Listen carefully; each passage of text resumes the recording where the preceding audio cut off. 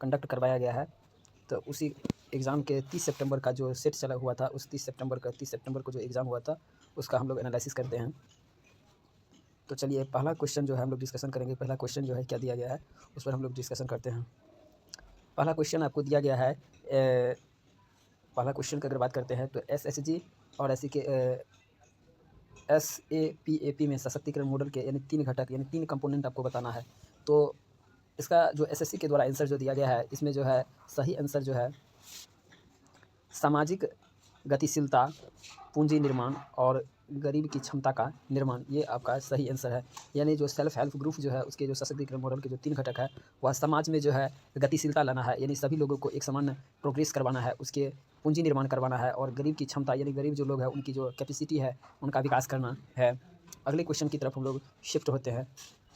अगले क्वेश्चन क्या दिया गया है, अगले क्वेश्चन में आपको क्वेश्चन दिया गया है रोहन बोपन्ना किस वर्ष जो है आपका जो है लॉन टेनिस के पुरुष युगल वर्ग में विश्व के नंबर 1 खिलाड़ी बने हैं। तो रोहन बोपन्ना जो है, यानी जो ये रोहन बोपन्ना आपका जो देख रहे हैं रोहन बोपन्ना, ये आपका रोहन बोपन्ना जो है, यानी रोहन बोपन्ना जो है, तो रोहन बोपन्ना जो है ये आपको जो है विश्व के नंबर 1 खिलाड़ी जो बने हैं 2024 में जो है विश्व के नंबर 1 खिलाड़ी बने। तो रोहन बोपन्ना का संबंध आपसे प्रश्न पूछ सकता है कि अगले एग्जाम में कि यह किस खेल से संबंधित है। आप याद रखिएगा कि ये लॉन टेनिस से संबंधित है, लॉन टेनिस खिलाड़ी है, तो इन खेल से ये संबंधित है। चलिए नेक्स्ट क्वेश्चन की तरफ हम लोग बढ़ते हैं। नेक्स्ट क्वेश्चन हमारा पूछा गया था, तो नेक्स्ट क्वेश्चन हमारा पूछा गया था कि कच्छ की खाड़ी के शीर्ष पर स्थित किस बंदरगाह ने मुंबई बंदरगाह पर भार कम करने में मदद की है।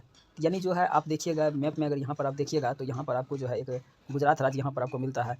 तो यहाँ पर जो है गुजरात राज्य मिलता है और यहाँ आपको महाराष्ट्र है। तो यहाँ पर एक मुंबई बंदरगाह था, तो इनके भार को कम करने के लिए जो है यहाँ पर जो है कंडला जो है एक शहर भी है जो कि गुजरात राज्य में पड़ता है। तो इसी पर जो है इनके भार को कम करने के लिए जो है ये जो है गुजरात में कंडला बंदर का निर्माण किया गया और वह भी जो है निःशुल्क सेवा जो है कंडला बंदर का जो है प्रारंभ में जो है निःशुल्क सेवा शुरू किया गया था। निःशुल्क से जो है यानी आपका कोई फ़ी चार्ज नहीं लगता था, इस बंदरगाह पर कोई चार्ज नहीं लगता था, जिसके कारण वो बंदरगाह पर भार कम हो गया। चलिए अब हम लोग नेक्स्ट क्वेश्चन की तरफ बढ़ते हैं। नेक्स्ट क्वेश्चन हमारा क्या है, तो देखिए नेक्स्ट क्वेश्चन हमारा क्वेश्चन देखते हैं क्या है कि भारतीय सुधारक यानी जो है ज्योतिराव फुले के बारे से कोई ज्योतिराव फुले के संबंधित क्वेश्चन आया है। यानी ज्योतिराव जो फुले है, यानी ज्योतिराव फुले, तो ज्योतिराव फुले जो है इनका से करा है कि किस सामाजिक बुराई के आलोचक थे। यानी ज्योतिराव फुले जो थे, तो आपको बता दें कि ये जो है एक सामाजिक सुधारक थे, यानी समाज में जो है समाज में सुधार लाना चाहते थे, इसलिए इसे हम लोग सामाजिक सुधारक भी कहते हैं। यानी ये क्या थे, सामाजिक सुधारक थे। तो ये आपको सामाजिक सुधारक थे। तो ज्योतिराव फुले जो थे समाज में जो है विशेषकर ये ज्योतिराव फुले जो है ये आपको जो है बाल विवाह पर जो है ये आप बाल विवाह का विरोध करते थे और विधवा पुनर्विवाह पर बल दिया करते थे। इसका एक विधवा विवाह पर या क्या करते थे, बल दिया करते थे। इनका एक पुत्र था, ज्योतिराव फुले का एक पुत्र था, जो इकलौता पुत्र था, और अपने पुत्र का शादी जो है इन्होंने जो है एक विधवा से करवाया था। वो क्योंकि ये दिखाना चाहता था कि समाज में जो है विधवा विवाह होना चाहिए, क्योंकि समाज में सभी महिलाओं को जीवन जीने के अपना अधिकार है। चलिए नेक्स्ट क्वेश्चन की तरफ हम लोग बढ़ते हैं। नेक्स्ट क्वेश्चन हमारा क्या है, नेक्स्ट क्वेश्चन है तो कहता है कि कबड्डी में अंक हासिल करने के लिए राइडर को यानी जो है जिस लाइन को पार करनी होती है उसके लिए किस अंक का प्रयोग किया जाता है। यानी कबड्डी के में आपसे ये भी प्रश्न पूछ सकता है कि कबड्डी में जो है कितने खिलाड़ी होते हैं, तो आप लोग याद रखिएगा कि 7 खिलाड़ी होता है। यानी आप देखिएगा इसका एक ट्रिक है हॉकरी, यानी आप इसे याद रख सकते हैं हॉकरी, यानी हॉकी में आपको 7 खिलाड़ी, क्रिकेट में आपको जो है 11 खिलाड़ी आपको देखने को मिलता है। तो कबड्डी में आपको जो है नेक्स्ट क्वेश्चन हमारा क्या है, नेक्स्ट क्वेश्चन है कबड्डी में अंक हासिल करने के लिए रेडर को जिस लाइन को पार करना होता है उसके लिए किस शब्द का प्रयोग किया जाता है। तो कबड्डी के बारे में यहाँ जिक्र किया गया है, तो यह बल्क लाइन है। उस लाइन में जो है आपको बता दें इस बल्क लाइन का प्रयोग किया जाता है। रेडर जिस अंक यानी बल्क लाइन एक होता है, जिसको हम लोग बल्क लाइन कहते हैं। इस बल्क लाइन को छूने पर क्या मिलता है, यानी जो होता है खिलाड़ी को अपोनेंट का जो होता है खिलाड़ी उसको क्या मिलता है, अंक मिलता है। तो उसे जो है अंक मिलता है, अपोनेंट को एक अंक मिलता है। तो नेक्स्ट क्वेश्चन की तरफ हम लोग बढ़ते हैं। नेक्स्ट क्वेश्चन हमारा क्या है,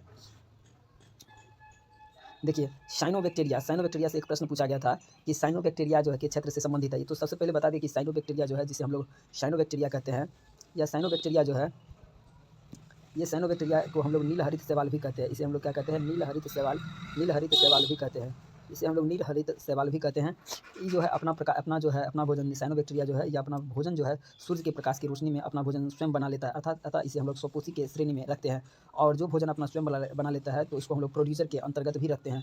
तो प्रोड्यूसर के अंतर्गत रहते हैं, यानी प्रथम, तो आप कह सकते हैं कि ये साइनोबैक्टीरिया जो है स्वपोषी होता है। ये प्रथम उत्पादक के जो प्रोड्यूसर जो अपना भोजन खुद बनाता है उसे प्रोड्यूसर के अंतर्गत रखते हैं, और इसे हम लोग नीलहरित शैवाल के अंतर्गत रखते हैं, नीले हरित शैवाल भी कहते हैं। चलिए नेक्स्ट क्वेश्चन की तरफ हम लोग बढ़ते हैं। नेक्स्ट क्वेश्चन क्या दिया पूछा गया था, भारतीय शास्त्रीय संगीत, यानी नेक्स्ट क्वेश्चन में पूछा गया था भारतीय शास्त्रीय संगीत किस ग्रंथ की रचना जो है पंडित सारंगदेव ने किया था। तो पंडित सारंगदेव जो है एक नृत्यांगना है, जिन्होंने जो है संगीत रत्नाकर का रचना किया था, संगीत रत्नाकर की इन्होंने रचना किया था। नेक्स्ट क्वेश्चन की तरफ हम लोग बढ़ते हैं। नेक्स्ट क्वेश्चन हमारा क्या गया है, तो नेक्स्ट क्वेश्चन पूछा गया था एसएससी के द्वारा जो है 2024 में जो है, यानी 2024 में ये प्रश्न पूछा गया था आपको 10 अप्रैल 2023 को जो है भारत सरकार ने वाइब्रेंट वैली प्रोग्राम के माध्यम से डैश गाँव में पर्यटन अवसंरचना और सुविधा की शुरुआत की है। तो देखिए डैश गाँव में मतलब किस गाँव में जो है ये पर्यटन की जो सुविधाएं हैं उपलब्ध करवाया है। तो 10 अप्रैल 2023 को जो है ये क्वेश्चन करंट अफेयर से क्वेश्चन ये पूछा गया था। 10 अप्रैल 2023 को कहता है भारत सरकार ने जो किया था, तो किस क्षेत्र के लिए, सीमावर्ती क्षेत्र के लिए जो है भारत सरकार ने जो है टूरिज्म को शुरुआत की थी। तो नेक्स्ट क्वेश्चन की तरफ हम लोग बढ़ते हैं। नेक्स्ट क्वेश्चन हमारा क्या दिया गया है, नेक्स्ट क्वेश्चन है आपको, नेक्स्ट क्वेश्चन दिया गया है कि राष्ट्रीय बहुयामी गरीबी सूचकांक। इनसे प्रश्न जो है आपको हर एक ईयर देखने को मिलेगा, इसलिए आप इस टॉपिक को कवर कर लीजिए कि राष्ट्रीय बहुयामी गरीबी सूचकांक जो है, बहुयामी गरीबी सूचकांक जो है, तो राष्ट्रीय बहुयामी गरीबी सूचकांक जो है, इनसे हर एक ईयर ये प्रश्न पूछा जाता है। यह जो होता है नीति आयोग के द्वारा जो है जारी किया जाता है, हर एक ईयर जो होता है यह जारी किया जाता है, नीति आयोग के द्वारा जारी किया जाता है। तो इसमें प्रश्न पूछा है कि राष्ट्रीय बहुयामी गरीबी सूचकांक के अनुसार बिहार में जो है गरीबी का कितना प्रतिशत है। तो आपको बिहार राज्य में अगर पूछा है, बिहार राज्य में गरीबी का प्रतिशत जो है, तो बिहार राज्य में पूछा है कि गरीबी राज्य का प्रतिशत कितना है, तो 33.76% इसका सही आंसर है। नेक्स्ट क्वेश्चन की तरफ हम लोग बढ़ते हैं। नेक्स्ट क्वेश्चन क्या पूछा गया था, इसमें देखिए, इसमें से जो है एक क्वेश्चन पूछा गया था, मिलान करने वाले क्वेश्चन है। इस क्वेश्चन को हम लोग देखते हैं। तो सबसे पहले इसमें जो है आपको बताना है कि जैसे कि दिल्ली का जामा मस्जिद का निर्माण किसने करवाया। तो आप यहाँ से आंसर देख सकते हैं कि दिल्ली का जामा मस्जिद का निर्माण जो है किसने करवाया था। यहाँ से आप आंसर को कलेक्ट कर सकते हैं कि दिल्ली का जामा मस्जिद का निर्माण शाहजहाँ ने निर्माण करवाया था, और इलाहाबाद का किला का निर्माण जो है यहाँ से अकबर ने करवाया था। तो यहाँ से आप इंडिकेट कर सकते हैं कि सही आंसर हमारा जो है 3 नंबर ऑप्शन नंबर सी जाएगा आंसर। नेक्स्ट क्वेश्चन की तरफ हम लोग बढ़ते हैं। नेक्स्ट क्वेश्चन क्या दिया गया पूछा गया था, नेक्स्ट क्वेश्चन जो हमारा पूछा गया था, नेक्स्ट क्वेश्चन देखिए क्या पूछा गया था, बिसागु महोत्सव के दौरान, यानी एक फेस्टिवल से ये क्वेश्चन पूछा गया था कि फेस्टिवल से ये क्वेश्चन आया था, बिसागु महोत्सव के दौरान कहता है कि कौन सा लोक नृत्य किया जाता है, यानी कौन सा फोल्क डांस जो है, यहाँ पर जो है कौन सा फोल्क डांस जो है, फोल्क डांस जो है किया जाता है। तो फोल्क डांस जो है यानी बिसागु महोत्सव के दौरान जो होता है कौन सा फोल्क डांस किया जाता है, तो यह इसका जो सही आंसर है यह बगुम्बा है। नेक्स्ट क्वेश्चन की तरफ हम लोग बढ़ते हैं। नेक्स्ट क्वेश्चन क्या पूछा गया था, तो देखिए नेक्स्ट क्वेश्चन पूछा गया था सिंध, इसमें जो है नेक्स्ट क्वेश्चन पूछा गया था निम्नलिखित में कौन सी नदी मध्य प्रदेश से होकर बहती है। तो आपको पता होगा कि मध्य प्रदेश से जो नदियाँ बहती है, यहाँ आपको एमपी राज्य देखने को मिलता है। तो यहाँ से जो 3 नदी निकलते हैं, सिंध, बेतवा और केन, 3 नदी निकलती है, सिंध, बेतवा और केन नदी निकलता है, जो कि आपको जो होता है यमुना, दिल्ली का जो दिल्ली में जो यमुना नदी निकलता है उसका जो है सहायक नदी में ये नदियाँ आती है। तो जो है तो मध्य प्रदेश से होकर 3 नदी सिंध, बेतवा और केन नदी निकलती है। तो इसका सही आंसर हो जाएगा बेतवा हो जाएगा। अगर अन्य प्रश्न पूछता तो सिंध अगर ऑप्शन रहता तो सिंध भी हो सकता था, बेतवा भी हो सकता था, इसमें ऑप्शन एक ही दिया होता, इसलिए आंसर हो जाएगा बेतवा। नेक्स्ट क्वेश्चन की तरफ हम लोग बढ़ते हैं। नेक्स्ट क्वेश्चन क्या पूछा गया था, निम्नलिखित में किस राज्य में जो है द्विसदनीय प्रणाली जो है राज्य विधानमंडल लेजिस्लेटिव असेंबली है, यानी द्विसदनीय प्रणाली है, 2 सदन वाला राज्य जो है। तो इसमें जो है टोटल जो है, इसमें जो है टोटल स्टेट जो आता है, टोटल स्टेट जो आता है वह 6 स्टेट आता है। इसमें से आपको जो होता है बिहार एक आता है, दूसरा आता है यूपी आता है, महाराष्ट्र आता है, कर्नाटक आता है, आंध्र प्रदेश, तेलंगाना राज्य आता है। तो सबसे इसमें जो ऑप्शन जो है सटीक जो है कर्नाटक आता है। तो आपको मुख्य रूप से याद रखना है कि बिहार और यूपी जो है, आपको देखना है कि बिहार यूपी जो है इसमें जो होता है द्विसदनीय में आता है। इसके अलावा जो होता है महाराष्ट्र और कर्नाटक राज्य जो है, इसके अलावा महाराष्ट्र और कर्नाटक राज्य मुख्य रूप से देखने को मिलता है। तो इसका आंसर सही आंसर हो जाएगा कर्नाटक। नेक्स्ट क्वेश्चन की तरफ हम लोग बढ़ते हैं। नेक्स्ट क्वेश्चन पूछा गया था सिग्निफिकेंट फिगर, यानी सिग्निफिकेंट डिजिट के बारे में पूछा गया था। सिग्निफिकेंट डिजिट जो होता है, देखिए सिग्निफिकेंट डिजिट हमारा यानी सार्थक अंक हमको बताना है। तो चूंकि 0 दशमलव के बाद यानी डिसिमल की अगर हम बात करते हैं, तो डिसिमल के अगर बाद अगर 0 होता है तो उस 0 का कोई महत्व नहीं होता है, इसमें कैंसिल हो जाता है, जो डिजिट होता है उसी का वैल्यू रहता है। इसीलिए इसमें 4 डिजिट है, तो 4 डिजिट में जो है आपको आंसर हो जाएगा, सही आंसर 4 हो जाएगा। नेक्स्ट क्वेश्चन की तरफ बढ़ते हैं। नेक्स्ट क्वेश्चन क्या पूछा गया था, एसएससी एमटीएस में जो है 2024 में जो पूछा गया था, ये जो है प्लेट टेक्टोनिक्स सिद्धांत से प्रश्न पूछा गया कि समुद्र तल पर जो है समुद्री खायां या संकीर्ण अवसाद किसके कारण बनता है। तो ये आपको टेक्टोनिक एक्टिविटीज के कारण बनता है। नेक्स्ट क्वेश्चन की तरफ हम लोग बढ़ते हैं। नेक्स्ट क्वेश्चन क्या पूछा गया था, यानी जो है नेक्स्ट क्वेश्चन जो है निम्नलिखित में से कहता है कि कौन सा अम्ल और क्षार का प्राकृतिक सूचक यानी नेचुरल इंडिकेटर के रूप में किसे माना जाता है। देखिए नेचुरल इंडिकेटर में जो होता है आपको जो होता है एक लिटमस पत्र भी देखने को मिलता है, लिटमस पत्र हो गया, इसके अलावा हल्दी देखने को मिलता है, लेकिन ये ऑप्शन में नहीं दिया गया है, इसीलिए इसका सही आंसर जो होगा इसमें इस ऑप्शन के अकॉर्डिंग जो है ये आंसर चाइना रोज जाएगा। नेक्स्ट क्वेश्चन की तरफ हम लोग बढ़ते हैं। नेक्स्ट क्वेश्चन क्या क्या पूछा गया था, देखिए ये नेक्स्ट क्वेश्चन पूछा गया था हिंदी उपन्यास यानी झूठा सच, यानी ये जो है झूठा सच जो है ये भारतीय विभाजन के समय लिखा गया था। झूठा सच जो है ये यशपाल के द्वारा जो है यशपाल के द्वारा लिखा गया था। जब विभाजन हो रहा था उस समय जो है यशपाल के द्वारा भारतीय लेखक है इसके द्वारा लिखा गया हिंदी उपन्यास जो है।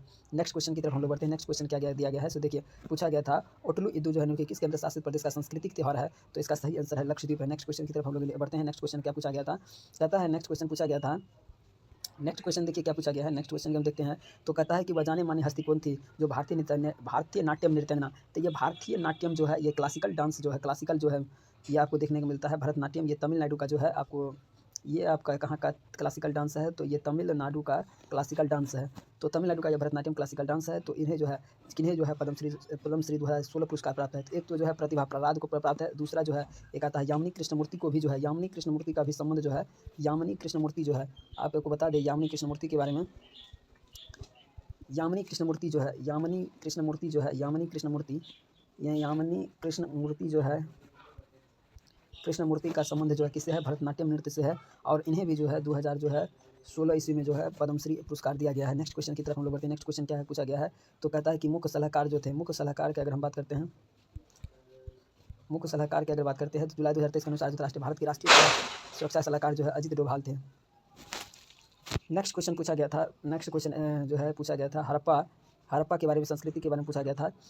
हड़प्पा संस्कृति के स्थलों में से एक था आज़ादी के पहले, यानी जो होता है बिफोर द फ्रीडम, यानी बिफोर द फ्रीडम से आज़ादी के पहले जो है किस राज्य में हड़प्पा का खोजा गया था, तो वह पंजाब राज्य था। पंजाब राज्य में यह खोजा गया था। सही आंसर पंजाब राज्य हो गया। नेक्स्ट क्वेश्चन की तरफ हम लोग बढ़ते हैं। नेक्स्ट क्वेश्चन क्या पूछा गया था, ये नेक्स्ट क्वेश्चन आपको देखिए। नेक्स्ट क्वेश्चन क्या पूछा गया था, 1833 के चार्टर अधिनियम के द्वारा बंगाल के गवर्नर जनरल को पदनाम को बदलकर भारत का गवर्नर कर दिया गया था। यानी आपको ये बता दें कि 1833 का जो चार्टर अधिनियम था, इस अधिनियम के द्वारा ही जो है कि बंगाल का जो गवर्नर जनरल था, यानी गवर्नर यहाँ जनरल जो था, गवर्नर जनरल का नाम बदल के जो है इसे क्या कर दिया गया, भारत का जो है इसे भारत का गवर्नर जनरल बना दिया, इसे भारत का गवर्नर जनरल बना दिया गया। और दूसरा कहता है लॉर्ड विलियम बेंटिंग भारत के पहले गवर्नर जनरल थे। और जब भारत का जो है गवर्नर जनरल बना दिया गया तो वो पहला व्यक्ति कौन था, तो वह लॉर्ड विलियम बेंटिंग था जो कि भारत के पहले गवर्नर जनरल थे। इसका सही आंसर ए और बी दोनों होगा। नेक्स्ट क्वेश्चन की तरफ बढ़ते हैं। दौलताबाद स्थित चार मीनार, यानी आपको जो है चांद जो चार मीनार है, चांद मीनार यहाँ लिखा हुआ है लेकिन होगा चार मीनार होगा। तो आपको चार मीनार के बारे में पूछा गया था, तो बाय मिस्टेक जो है चांद मीनार लिख दिया है। तो चार मीनार में जो होता है टोटल जो है 4 मंजिल आपको देखने को मिलता है। तो इसका सही आंसर होगा 4 मंजिल, जो है कि आपको सही आंसर है, क्रिएट किया गया है।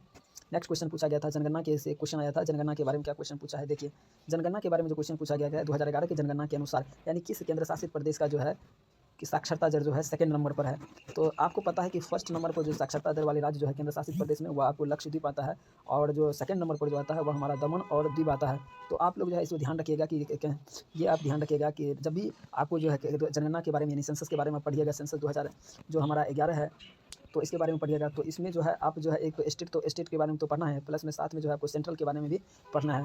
दोनों को लेकर आपको कवर करना है। तो लास्ट क्वेश्चन क्या पूछा गया था, तो लास्ट क्वेश्चन हमारे पूछा गया था फंडामेंटल राइट्स के बारे में, जो है फंडामेंटल राइट्स। तो फंडामेंटल राइट्स की अगर हम बात करते हैं तो फंडामेंटल राइट्स के बारे में बात करते हैं तो यह भाग 3 में इसकी चर्चा किया गया है। तो भाग 3 में इसकी चर्चा किया गया है। तो फंडामेंटल राइट्स जो कि हमारा एक मौलिक अधिकार कहलाता है। तो फंडामेंटल राइट जो होता है इसे हम कानून के द्वारा जो है इसे हम कानून के द्वारा जो है प्राप्त कर सकते हैं। कोई फंडामेंटल का राइट का हनन करता है तो हम डायरेक्ट जो है यानी जो एफआईआर सुप्रीम कोर्ट में कर सकते हैं, सुप्रीम कोर्ट के में हम जा सकते हैं। तो यानी यही प्रश्न पूछा गया था कि मूल कर्तव्य जो है फंडामेंटल राइट के में से कौन सा सही नहीं है या सही मुख्य विशेषता नहीं है, यानी कि कौन से भारतीय संविधान के मौलिक कर्तव्य जो है फंडामेंटल ड्यूटीज़ जो है ये हमारा बताया गया है। ये जो है फंडामेंटल ड्यूटीज़ है, यही बाय मिस्टेक हो गया था। बाय मिस्टेक क्या हुआ था कि ये जो है फंडामेंटल राइट है और यहाँ पूछा गया था फंडामेंटल ड्यूटीज़। तो फंडामेंटल विभाग जो है फंडामेंटल विभाग 4 का जो है कॉम में इसकी चर्चा किया गया है। तो इसमें जो है कहता है कि इसमें विशेषता नहीं है, यानी जो है कभी भी जो होता है यानी जो होता है हम लोग फंडामेंटल ड्यूटीज़ को जो है फंडामेंटल जो हमारा ड्यूटीज़ है उसे हम कानून के द्वारा प्राप्त कर सकते हैं, लेकिन जो हमारा मौलिक कर्तव्य है यानी फंडामेंटल जो हमारा ड्यूटीज़ है उसको जो है हम लोग जो है कानून के द्वारा लागू नहीं कर सकते हैं, यानी कानून द्वारा जो है योग्य नहीं होता है, चुनौती उसे नहीं दी जा सकती है, कानून के द्वारा उसे चुनौती नहीं दिया सकता। यह है फंडामेंटल ड्यूटीज़ के बारे में चर्चा किया गया है।